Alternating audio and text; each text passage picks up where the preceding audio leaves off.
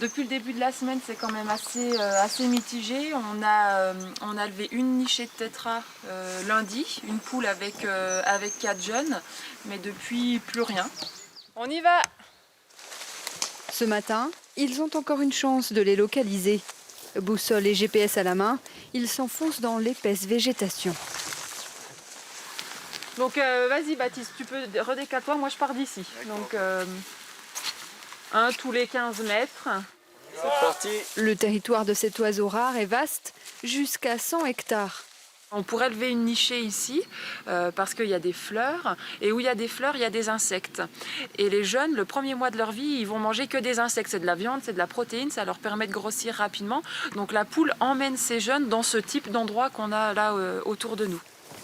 Les adultes préféreront les myrtilles et les fraises des bois. Après 30 minutes de traque, Anaïs trouve un premier indice. C'est probablement une crotte de coq, donc de mâle, hein, vu la taille. Donc ça prouve quand même qu'on a des oiseaux dans le secteur. Et puis hier, on a trouvé quelques plumes de poules. Donc ça, c'est la femelle.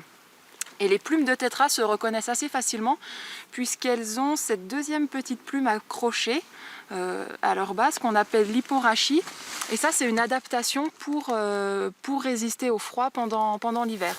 Au bout de quelques heures, toujours rien. Pas le moindre mouvement d'aile.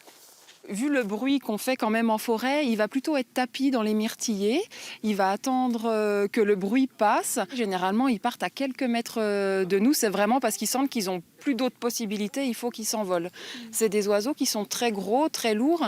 Donc s'ils peuvent, ils évitent de s'envoler parce que ça leur fait quand même dépenser pas mal d'énergie. Pas un seul de ces oiseaux aux sourcils rouges vifs n'apparaîtra dans ce reportage, hormis sur cette image.